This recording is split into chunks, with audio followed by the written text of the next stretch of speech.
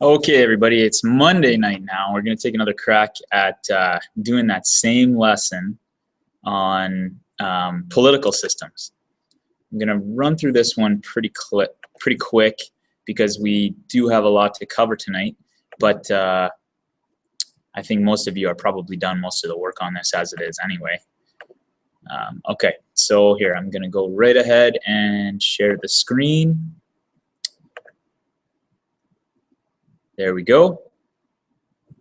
And so here we go. So government and global businesses. I put right here in the title slide that chapter 9.1 and 9.2 in the textbook kind of correspond to this lesson or this section. So if you want to read along or have a look at those sections in the textbook, it'll really be beneficial to you and it'll help you out with this part of the unit. Okay, so first we'll talk about types of political systems. First of all, well, these are the two most opposite ends of the political system spectrum, the two that I'm going to talk about here. In between is where you'll find communism, republics, and monarchies as well. But first of all, political system, what we're talking about is people in society that make rules by which they live. So first we have a democracy. In a democracy, all citizens take part in making all the rules that govern them. So equal rights, they have equal rights, they vote for political leaders, they have many freedoms. So most developed countries live under democracy type of political system. So of course, us here in Canada, UK, the United States, etc. So then we've got totalitarianism. That is, like I said, the opposite end of the spectrum. Countries like Cuba or North Korea, who operate as dictatorships, would be considered to be totalitarian governments or political systems. So in totalitarianism, most people are excluded from making rules by which they live, so they're controlled by either one person or a small group.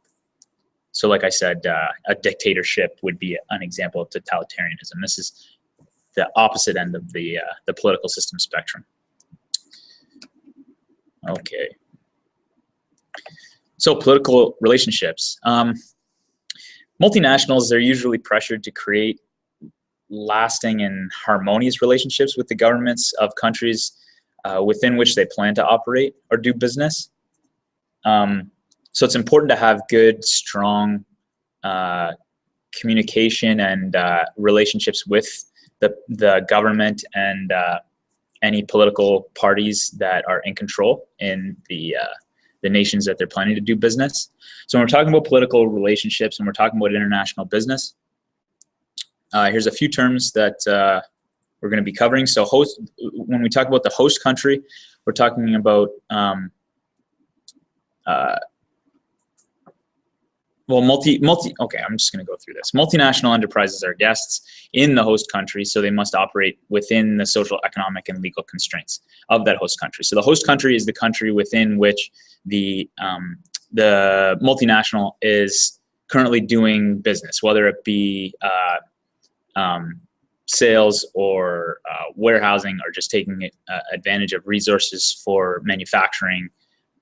Whatever it is, the country within which they are operating at the time is considered to be the host country. So that host country sets their standards, their legal, economic, and social constraints, and the multinational enterprise must abide by those constraints, laws, or standards. Okay, so they purchase land, goods, and services locally whenever is possible. Introduction of technology and operating methods to the host country stimulate the local economy there. And they must have some sort of social responsibility. So social responsibility is the process whereby people function as good citizens sensitive to their current surroundings. So within that host country where they are operating at the time. Okay, then we get into economic imperialism. So economic imperialism is defined as the exploitation of LDCs by more developed countries. LDCs is an acronym we'll use throughout this chapter. Well, throughout most of the term, and LDC just stands for less developed country. So more resources mean a larger market. MNCs. MNCs are multinational companies, so their revenues often exceed the less developed countries' GDP. So that's just to demonstrate how big some of these multinational corporations actually are. They operate in countries that actually have a lower GDP than the revenues of the company operating in that country. So with that comes a lot of power, comes a lot of control, and then protests in those less developed countries result often.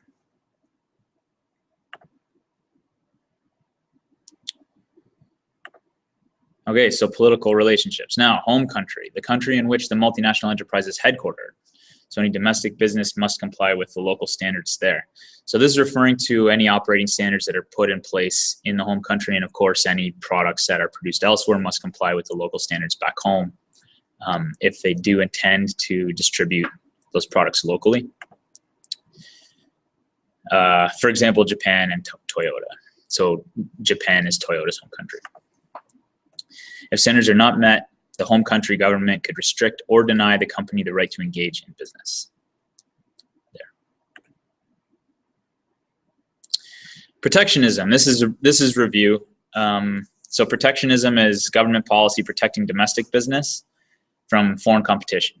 So they can do this by implementing tariffs, which of course are taxes placed on certain goods or services. Quotas, which again, this is all review. Quotas are referring to only a certain amount of a certain good may be allowed to be imported to help protect local industry as a form of protectionism.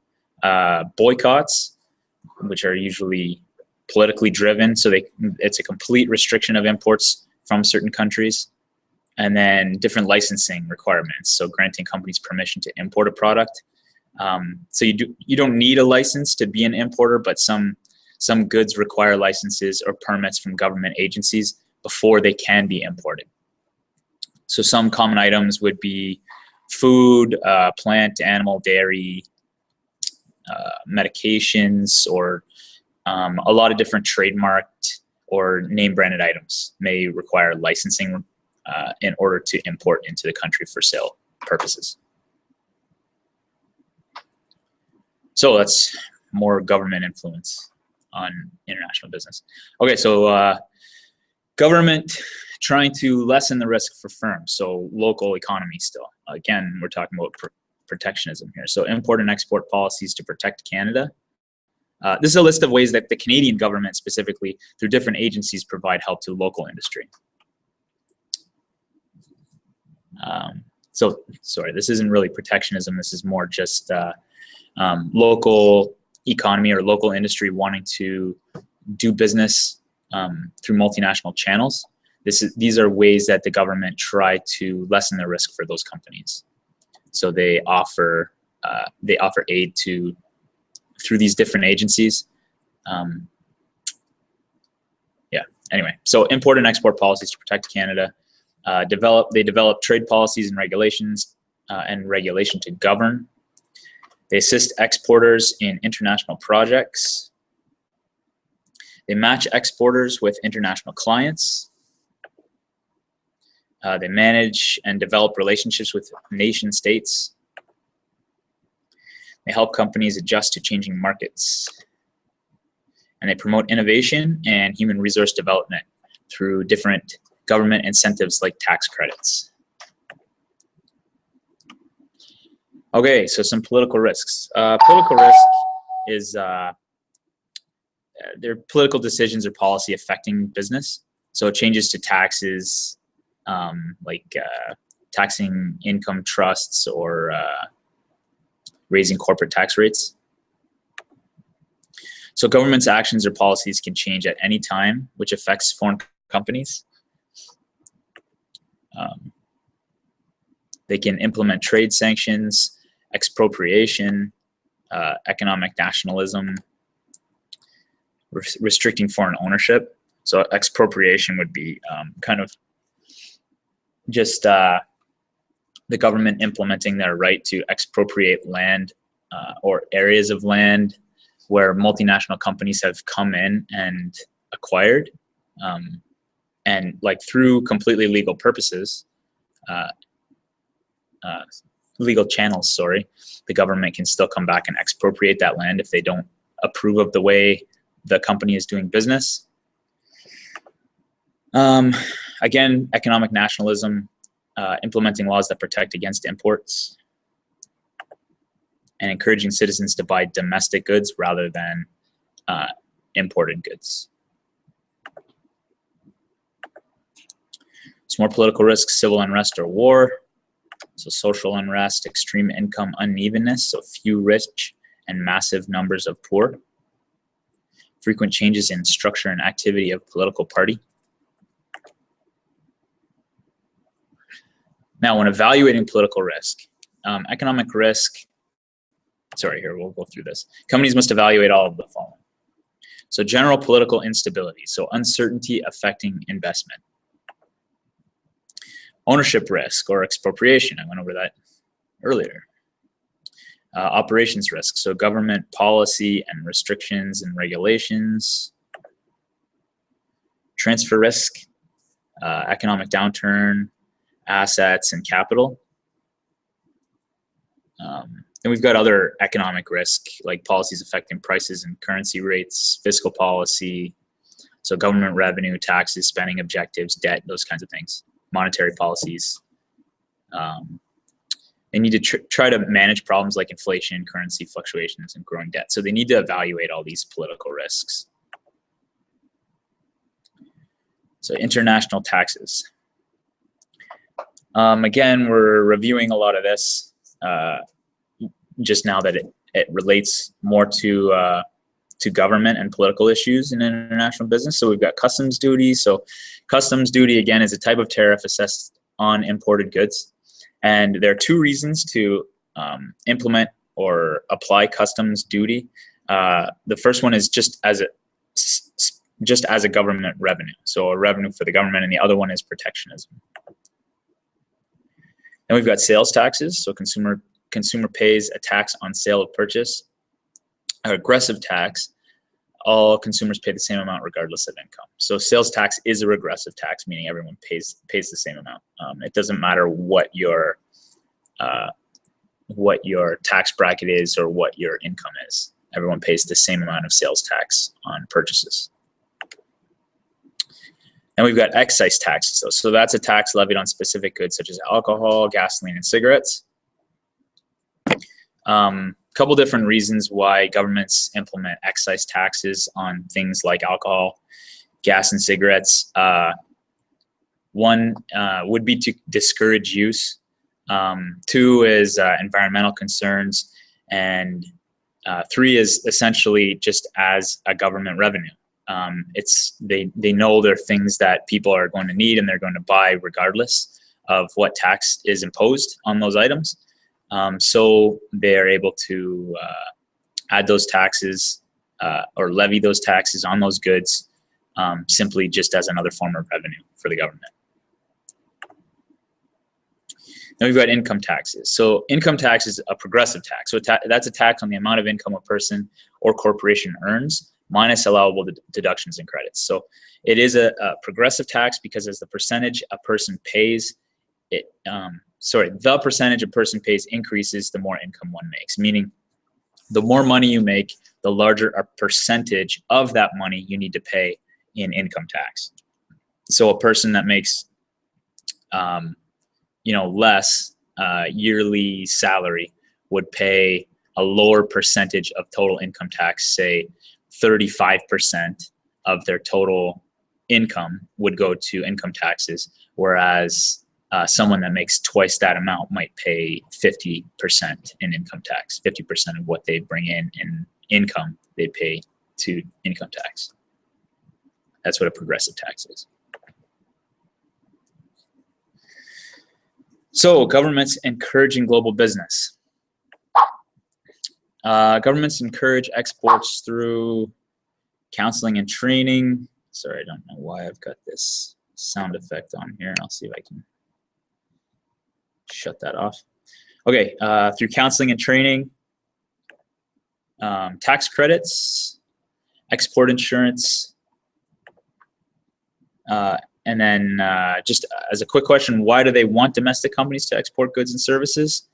I think we could all answer that, but the main reason would be to bring in more foreign investment, increase overall GDP, and balance out trade on the surplus side, so that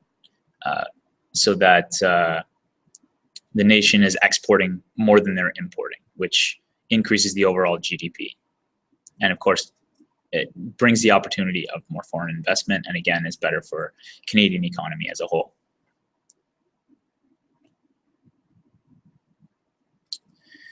Okay, NAFTA, the North American Free Trade Agreement, was finalized January 1st, 1994 between Canada, the US, and Mexico.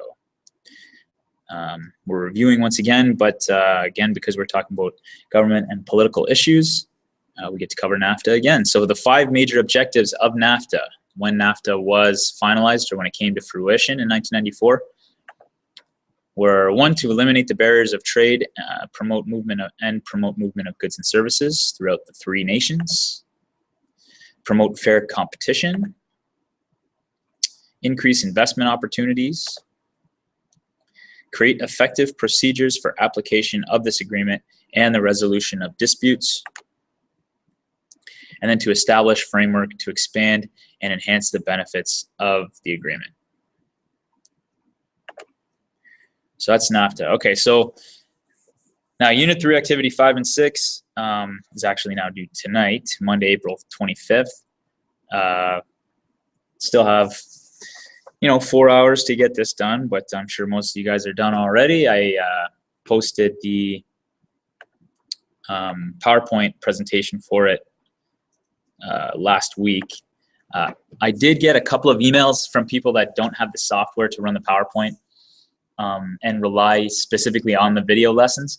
If that's the case, and if you prefer to use the video lessons for studying or for